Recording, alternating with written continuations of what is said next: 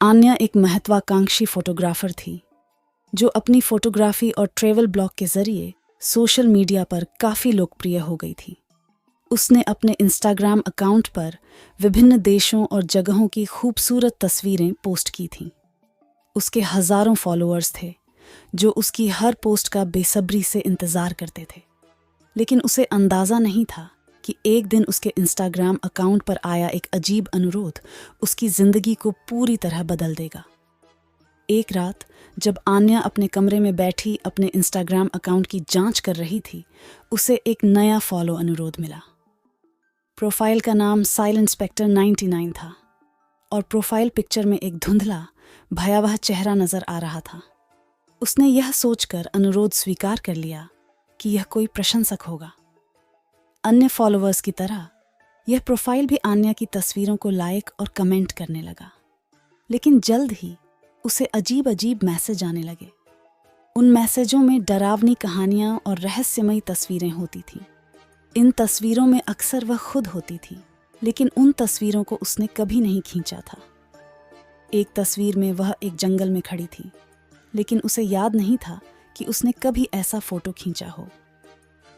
आन्या ने इन तस्वीरों को ध्यान से देखा और पाया कि उनमें उसके पीछे एक धुंधला सा चेहरा नजर आ रहा था। उसने सोचा कि यह कोई तकनीकी गड़बड़ी है और इसे नज़रअंदाज करने की कोशिश की। लेकिन जैसे जैसे दिन बीतते गए, तस्वीरें और भी डरावनी होती गईं और उसमें दिखाई देने वाला चेहरा और भी स्पष्ट होता गया। आन्या ने इस घटना को अपने दोस्तों के साथ साझा किया। उन्होंने मिलकर उस प्रोफाइल की जांच शुरू की, लेकिन प्रोफाइल के बारे में कुछ भी स्पष्ट नहीं था, ना कोई असली नाम, ना कोई वास्तविक जानकारी। उनके अनुसंधान में उन्हें पता चला कि कुछ वर्षों पहले एक फोटोग्राफर विजय उसी जंगल में गायब हो गया था जहां की तस्वीर आन्या को मिली थी। आन्या ने विजय के बारे में और जानकारी जुटाई। उसे पता चला कि विजय एक प्रसिद्ध फोटोग्राफर था जो अजीब अजीब और रहस्यमयी तस्वीरें खींचता था। उसकी आखिरी तस्वीरें भी बहुत भयानक थीं और उनमें किसी आत्मा का आभास होता था। एक दिन विजय अचानक गायब हो गया और उसके बाद उसकी कोई खबर नहीं मिली। जैसे जैसे आन्या विजय के रहस्य को उजागर करने के करीब पहुंचती गई, उसके साथ और भी डरावनी घटनाएं होने लगीं। उसे अपने कमरे में किसी के चलने की आवाज़ें सुनाई देती।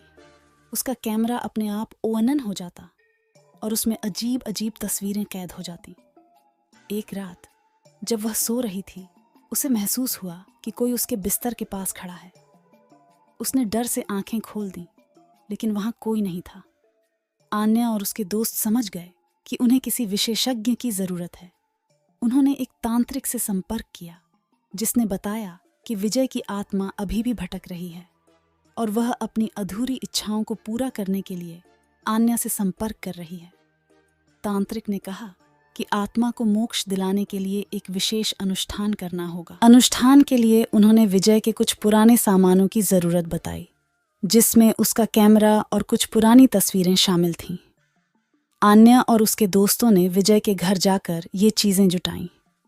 उन्हें विजय का पुराना कैमरा मिला जो धूल में सना हुआ था और उसमें कुछ अधूरी तस्वीरें भी थीं। विजय के घर में उन्हें एक पुरानी डायरी भी मिली। डायरी में विजय ने अपनी अंतिम यात्रा का वर्णन किया था। उसने लिखा था कि उसने एक पुरानी और भूतिया हवेली की तस्वीरें खींची थीं, जहां उसे अजीब अजीब घटनाओं का सामना करना पड़ा था। उसने लिखा था कि उसे लगता था कि कोई आत्मा उसकी तस्वीरों में कैद हो गई है और वह आत्मा अब उसकी जान के पीछे है।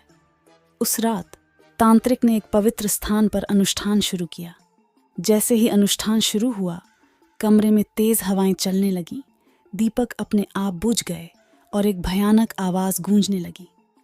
तांत्रिक ने मंत्रोच्चार शुरू किया और विजय की आत्मा को शांत करने का प्रयास किया।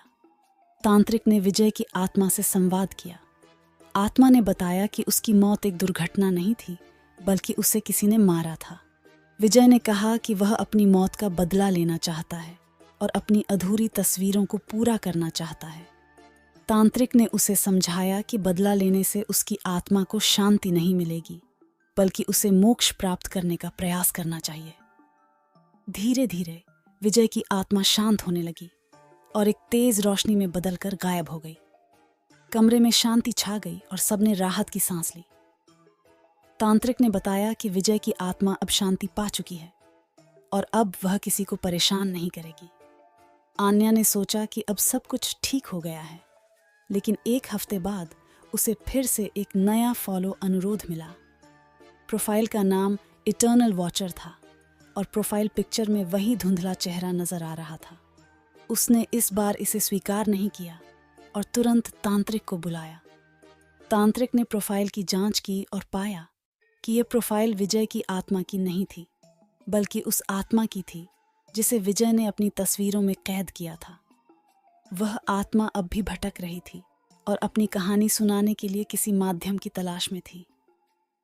तांत्रिक ने बताया कि इस आत्मा को शांति दिलाने के लिए उन्हें उस पुरानी हवेली में जाना होगा जहां विजय ने आखिरी तस्वीरें खींची थीं।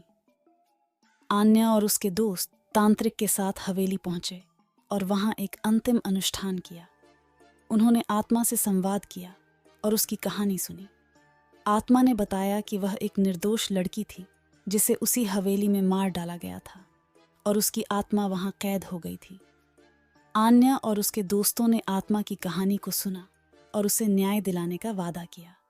आत्मा ने अंततः शांति प्राप्त की और हवेली में एक तेज रोशनी के साथ गायब हो गई। आन्या ने इस घटना के बाद इंस्टाग्राम पर अपनी कहानी साझा की और लोगों को सचेत किया कि सोशल मीडिया पर अजनबियों से सावधान रहें। उसने अपनी प्रोफाइल को प्राइवेट कर लिया और अनजान फॉलो अनुरोधों को स्वीकार करना बंद कर दिया।